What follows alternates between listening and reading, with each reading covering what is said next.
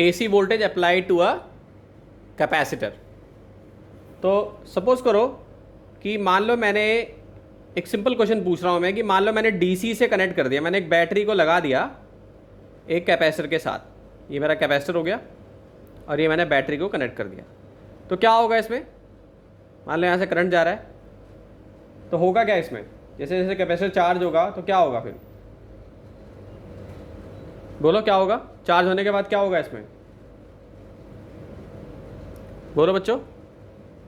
भाई कैपेसिटर एक बार चार्ज, एक limited amount of charge he store कर सकता है ना कैपेसिटर जो होता है, इसकी एक लिमिटेड चार्ज स्टोरिंग कैपेसिटी होती है ना। तो चार्ज हो जाने के बाद ये करंट मूव होना इसमें बंद हो जाएगा, ठीक है। तो ये बहुत इंपॉर्टेंट चीज़ है, इससे पूछ सकते हैं क्वेश्चन की डीसी सोर्स हमने लगाया एक बार हमने कैपेसिटर के साथ डीसी सोर्स लगाया, ठीक, और एक बल्ब लगा दिया, तो बताओ इसके साथ क्या होगा? फिर एक बार हमने कैपेसिटर लगाया और हमने इसके साथ एसी सोर्स लगा दिया, तो बल्ब के साथ क्या होगा? इस पर एक छोटा क्वेश्चन बन सकता है, ठीक है। तो डीसी में क्या आंसर आएगा? ये डीसी है ना, डायरेक्ट करंट। इस केस में क्या आंसर आएगा? आंसर ये आएगा कि कुछ देर जब तक करंट पास होगा बल्ब जलेगा, फिर जलेगा ही नहीं। जैसे ही कैपेसिटर चार्ज होगा, जैसे ही कैपेसिटर चार्ज होगा तो बल्ब नहीं जलेगा, ठीक है। और एसी वाला तब हम पढ़ रहे हैं तो एसी का भी तुम इफेक्ट देखोगे, ठीक है। तो एक चीज़ हमेशा याद रखना कि डीसी सर्किट में, ठीक, when the capacitor is fully charged,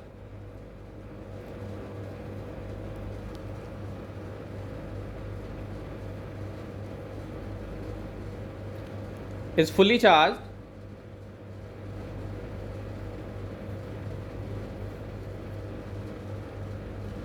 the current in the circuit falls to zero, ठीक है।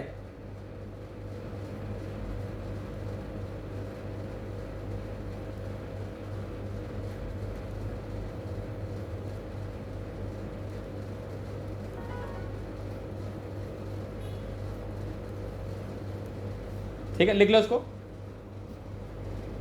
इसको लिख लो बच्चों। तो एसी सर्किट के केस में हम देखेंगे, डीसी में तो क्या देखा हमने कि भाई ये bulb not glow, bulb will not glow, ठीक। अब एसी के साथ देखते हैं, ये हमारा एसी सर्किट है, ये हमने लगा रखा है, ठीक। तो अभी तुम लोग ये आंसर दोगे कि बल्ब ग्लो करेगा कि नहीं ग्लो करेगा, ठीक है। तो एसी सर्किट के केस में क्या होगा? व्हेन द कैपेसिटर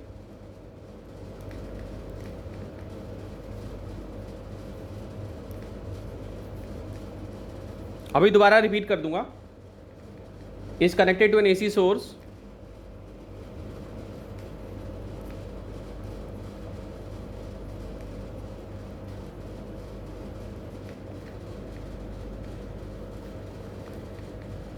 ये भी रोकेगा क्योंकि एक्स ही बढ़ेगा, so it limits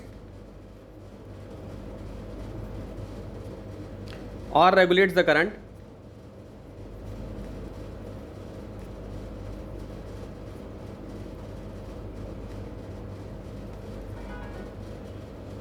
but does not completely prevent the flow of charge,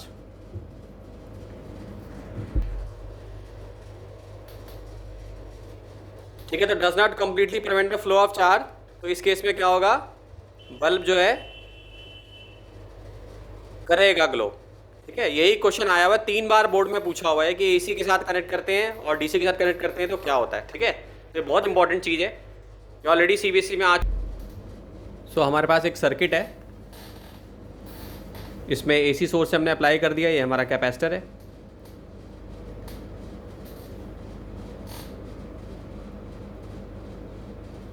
ये एसी सोर्स है, ठीक। So let Q be the charge on the capacitor at any time t,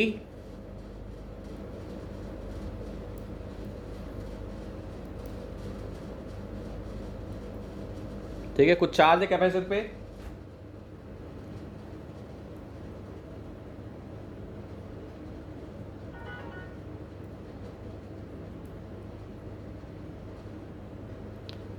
at any time t, यहां पे instantaneous voltage हम देखेंगे,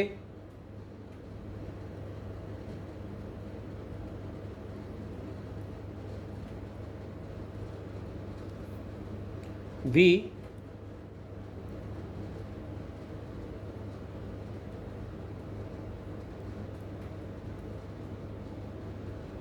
capacitor, so V equal to क्या होता है, Q बाय C होता है। ठीक,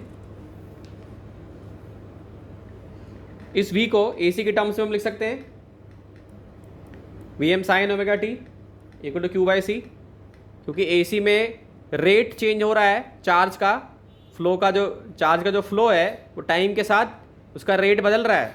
तो मैं क्या लिख सकता हूँ, I की जगह पे लिख सकता हूँ dQ बाई dt लिख सकता हूँ बच्चों।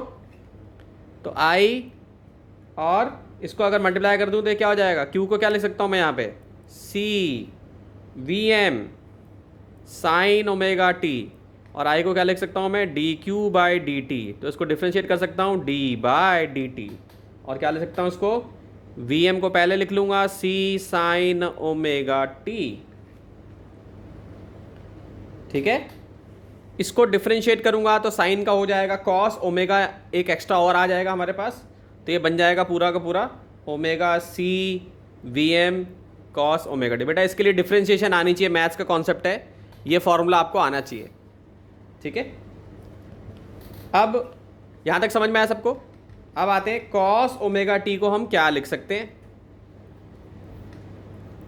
इसको हम लिख सकते हैं sign omega T plus pi by two, sign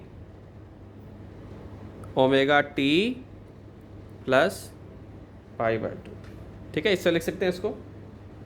ठीक, तो यानी कि ये कॉस ओमेगा टी की वैल्यू यहाँ पर मैं सब्स्टिट्यूट कर सकता हूँ, कर सकता हूँ कि नहीं। तो मैं क्या लिखूँगा इसको, इसको क्या लिख सकता हूँ मैं, इसको ये लिख सकता हूँ, ऐसा लिख सकता हूँ इसको, यानी कि मैंने क्या किया, कॉस ओमेगा टी की जगह पे ये लिख दिया, और ये सारा मेरा क्या हो गया, आई एम, यानी ये मेरा आई एम के इक्वल आ गया। ठीक, देखो ये साइन ओमेगा टी का कोफिशिएंट है, कॉस इसके साथ इक्वल है, तो मैं इसको ऐसे, यानी मेरा आई एम क्या है यहाँ पे, आई एम है मेरा ओमेगा सी वी एम, लिख लो बच्चों इसको। ठीक है, तो कंपैरिजन करने पे ये पता चल गया कि आई एम जो है ओमेगा सी वी एम के इक्वल है। फटाफट लिख लो उसको सारे लोग, फटाफट लिखो। सो हमारा आया है I M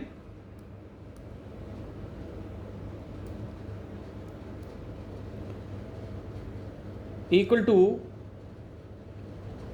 omega C V M.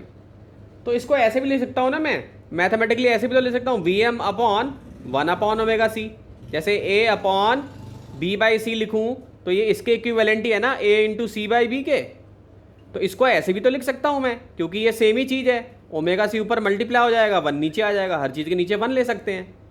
तो ऐसा क्यों लिख रहा हूँ, क्योंकि इससे मैं I equal to V by R के टर्म्स में लिखने की कोशिश कर रहा हूँ। मैंने क्या बताया था, जैसे पिछली बार क्या बताया था, इंडक्टेंस के केस में एक्सएल किसका एनालॉग है, रेजिस्टेंस का। तो ऐसे ही यहाँ पे कैपेसिटर में एक नई चीज़ आ जाएगी जिसको एक्सी बोलेंगे, जो कि किसका एनालॉग है, आर का। ठीक, तो इसलिए मैं इसको इस फॉर्म में लिख रहा हूँ। तो ये आई एम हो जाएगा, I M equal to V M upon 1 upon omega C है, तो इसको मैं एक नई टर्म से रिप्रेजेंट करूँगा, यानी वी एम क्या हो जाएगा, नीचे एक्सी हो जाएगा। तो आपसे पूछा जाएगा what is XC, so XC is your capacitive reactance, XC is your capacitive reactance which is equal to 1 upon omega C. So XC is your capacitive reactance, यानी कि एक कैपेसिटर के द्वारा जो रेजिस्टेंस क्रिएट होती है उसको हम कह सकते हैं कैपेसिटिव रिएक्टेंस। अगर C को बढ़ाया गया तो XC कम हो जाएगा। ठीक है, C को अगर बढ़ाया गया, क्योंकि ये इन्वर्सली प्रोपोर्शनल है, कैपेसिटेंस को अगर बढ़ाया गया तो XC की वैल्यू डिक्रीज हो जाएगी। अब ये भी आपसे बोर्ड में सवाल पूछा जा सकता है।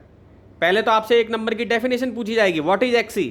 अगर मान लो आप डेफिनेशन नहीं लिख पा रहे हो तो कम से कम ये एक्सप्रेशन लिख देना, क्योंकि बोर्ड में मार्किंग स्कीम के हिसाब से एक्सप्रेशन लिखने के भी नंबर होते हैं। ठीक है, समझ गया बच्चों।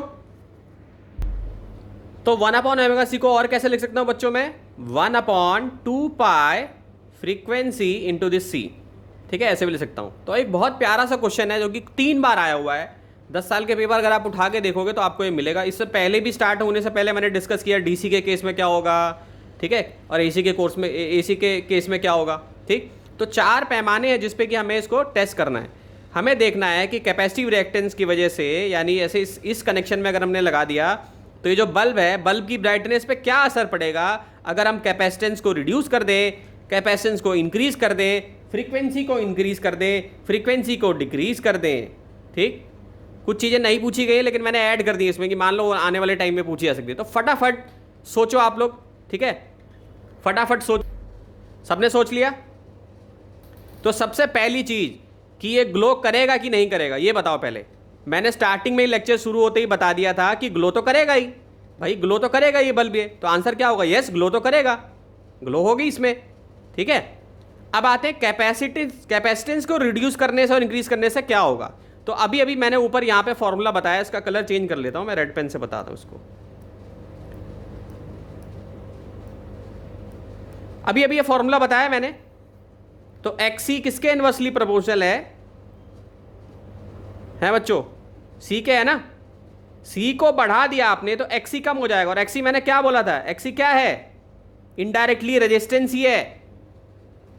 तो C के बढ़ाने से जो ये XC है इस कैपेसिटर का वो कम हो जाएगा, और रेजिस्टेंस के कम होने से क्या होगा? करंट मूवमेंट बढ़ जाएगी, तो बल्ब की ब्राइटनेस क्या होगी? बढ़ जाएगी।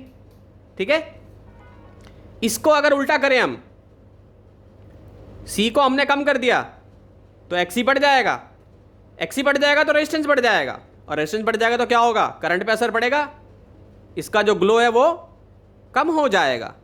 ठीक, इसी तरीके से फ्रीक्वेंसी को देखो, फ्रीक्वेंसी भी इनवर्सली प्रोपोर्शनल है। फ्रीक्वेंसी को बढ़ा दोगे तो XC की वैल्यू कम हो जाएगी, और XC अगर कम होगा तो रेजिस्टेंस कम हो जाएगा, और रेजिस्टेंस अगर कम हो गया तो बल्ब ग्लो करना अच्छा ग्लो करेगा, यानी कि बल्ब की ग्लो जो है ब्राइटनेस है वो बढ़ जाएगी। ठीक है,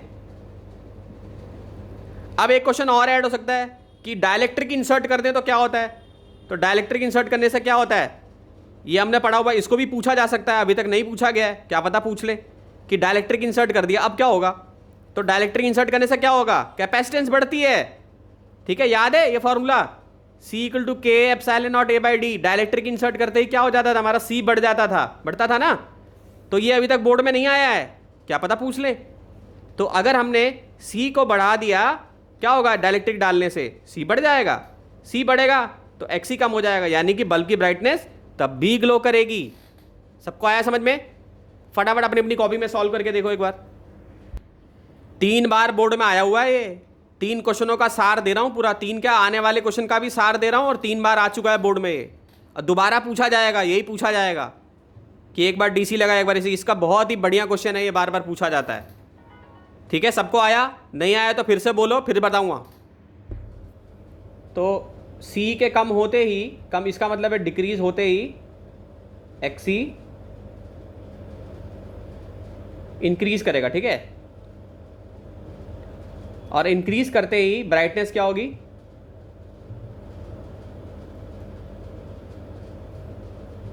डिक्रीज हो जाएगी।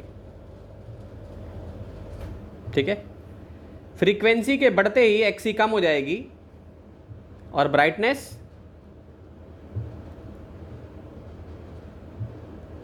इंक्रीज हो जाएगी, क्योंकि इसके कम होते ही रेजिस्टेंस कम हो जाएगी। अब एक बहुत इंपॉर्टेंट क्वेश्चन है, ग्राफ पूछ लेता है, पूछेगा कि XC और फ्रीक्वेंसी का ग्राफ क्या है। ये भी बोर्ड में आया हुआ है, CBSE बोर्ड में आया है कि XC और फ्रीक्वेंसी का ग्राफ कैसा होगा। तो आपको दिख रहा है साफ साफ कि ये इनवर्सली प्रोपोर्शनल का ग्राफ है। तो इनवर्सली का ग्राफ कैसा आता है? इनवर्सली का ग्राफ कैसा आता है? इनवर्सली का ग्राफ ऐसा होता है, यूं। तो ज़्यादातर आपको फिजिक्स में यही 2 ग्राफ देखने, एक तो डायरेक्टली का ग्राफ देखना है ऐसे, और एक इनवर्सली का ग्राफ देखना है ऐसे। तो ये ग्राफ कैसा हो जाएगा? ये इनवर्सली का ग्राफ इस तरीके से हो जाएगा, XC F के साथ कनेक्टेड हो जाएगा तुम्हारा। क्लियर है? सब लोग लिख लो उसको। ठीक, तो प्योरली रेजिस्टिव सर्किट में क्या होगा? R होगा नीचे, और अगर कैपेसिटिव सर्किट है तो हम इसको क्या लिख सकते हैं? Vm/XC भी लिख सकते हैं। अब XC की जो यूनिट है वो ओम ही है, और डायमेंशन किसकी होंगी? इसकी रेजिस्टेंस वाली ही डायमेंशन होंगी। जो रेजिस्टेंस होगी वो भी डायमेंशन वाली ही होगी, जो रेजिस्टेंस की डायमेंशन है वही सेम इसकी डायमेंशन होगी। ये हमने क्या बनाया है? फेजर डायग्राम बनाया है AC सर्किट के लिए। तो पिछली क्लास में हमने ये देखा था, पिछले वीडियो में ये देखा था कि वोल्टेज की सिचुएशन अलग थी। इंडक्टर के केस में हमने देखा था, तो उस समय करंट पीछे था और यहां पर क्या हो रहा है, करंट अहेड है वोल्टेज के। देखो आगे है ना, यहाँ 90 का एंगल बन रहा है, तो इसमें क्या चीज है, करंट इज π/2 अहेड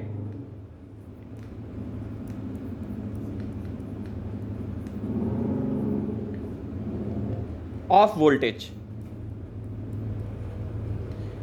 ठीक है, बहुत इंपॉर्टेंट है। तो आपको ये डायग्राम दिखाना है, ये फेजर डायग्राम हो गया। ठीक है, current is π/2 ahead of voltage, phasor V।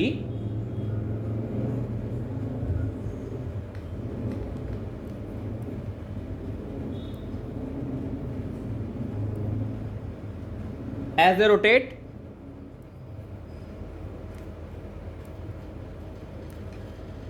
ठीक है। तो ये अलग से क्वेश्चन आएगा कि draw the graph of V and I versus omega t for capacitor connected with an AC circuit. तो आप लोगों को ये डायग्राम बनाना है। अगर केवल फेजर पूछा जाएगा तो आपको ये बनाना है डायग्राम, ठीक है। तो यहां पर क्या पता चल रहा है कि करंट अपनी मैक्सिमम वैल्यू पे पहले ही पहुंच जाता है जब वोल्टेज केवल अपनी 1/4 ऑफ अ पीरियड की वैल्यू पे रहता है। ये भी बहुत इंपॉर्टेंट पॉइंट इससे निकल के आ रहा है कि current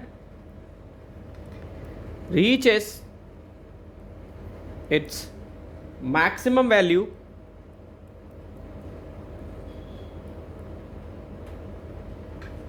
earlier than the voltage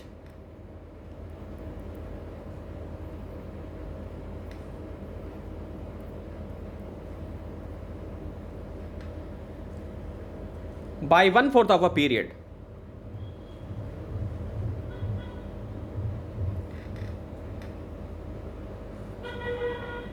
ठीक है, तो CBSE बोर्ड में आपको ये डायग्राम पूछा जा सकता है।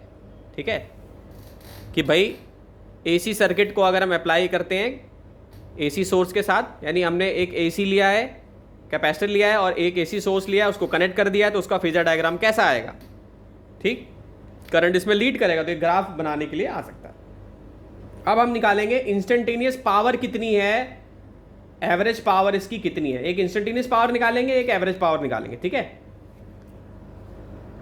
फटाफट लिख लो उसको जल्दी से। अब हम निकालते हैं, ये भी क्वेश्चन पूछा जाएगा कि इंस्टेंटेनियस पावर जो है वो कितनी है। ठीक है, कैपेसिटर की। तो पावर का फॉर्मूला क्या होता है, VI होता है ना बच्चों।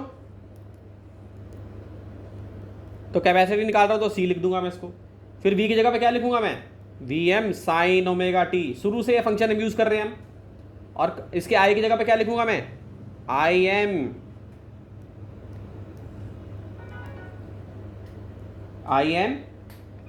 cos omega T. लिख सकता हूं ऐसे। ठीक है बच्चों, तो मैंने यहां पे 2 से मल्टीप्लाई कर दिया, 2 से डिवाइड कर दिया, इसको मैंने क्लब कर लिया, साइन कॉस को साथ लिख लिया, Im Vm को बाहर निकाल दिया।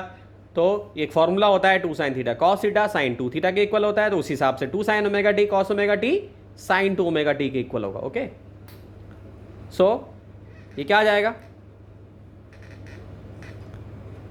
इसको लिख दूंगा मैं Im Vm अपॉन 2 और ये क्या हो जाएगा sin 2 ओमेगा टी हो गया। तो ये किसका फॉर्मूला हो गया, इंस्टेंटेनियस पावर निकालने का। यानी कैपेसिटर की अगर इंस्टेंटेनियस पावर पूछूंगा मैं तो आप ये सीधा इसको कैलकुलेट करके निकाल दोगे। ठीक, अब अगर मान लो एवरेज पूछूं मैं, ठीक है, एवरेज अगर पूछूं मैं, एवरेज पावर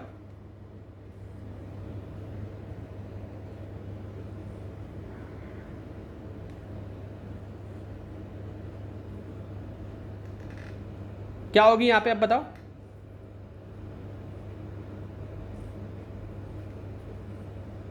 यहां पे भी फंक्शन क्या आ रहा है, sin 2 ओमेगा टी आ रहा है।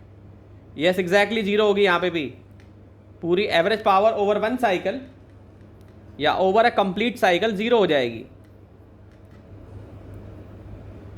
तो जगह Im ये Vm हो गया, यहाँ 2 हो गया, इसको ब्रैकेट नोटेशन में लिख दूंगा मैं sin 2 ओमेगा टी। तो आपको सबको पता है कि sin 2 ओमेगा टी का एवरेज लेंगे तो 0 के इक्वल हो जाएगा। तो इसकी जो एवरेज पावर है वो किसके हो गई, 0 के इक्वल हो गई। ठीक, लिख लीजिए इसको। Figure page number 242 example number 7.3 NCERT का सॉल्व्ड एग्जाम्पल। ठीक, मुझे ऐसा लगता है कि ये सबको आंसर ये आता है, क्योंकि मैंने यही डिस्कशन किया है, स्टार्टिंग में डिस्कशन किया है। ठीक है, कह रहा है, क्वेश्चन बता देता हूँ, आंसर सबको मैंने पहले एक्सप्लेन कर दिया है। कह रहा है एक लैंप को कैपेसिटर के साथ लगाया गया है, ये लैंप है। ठीक, इसको कैपेसिटर के साथ अटैच कर दिया मैंने और एसी सोर्स के साथ अप्लाई कर दिया है। तो एक बार इन्होंने डीसी के साथ लगाया है,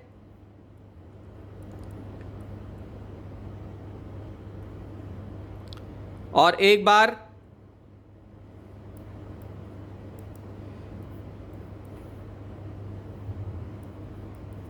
एसी के साथ अप्लाई किया है।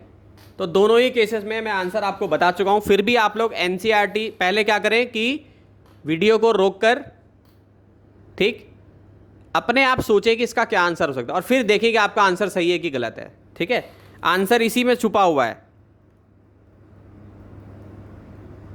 ठीक, डीसी के केस में तो ग्लो ही नहीं करेगा। ठीक, ब्राइटनेस होगी नहीं, क्योंकि डीसी में क्या होगा, चार्ज होने के बाद होएगा ही नहीं है। समझ गए? सब लोग कर लें।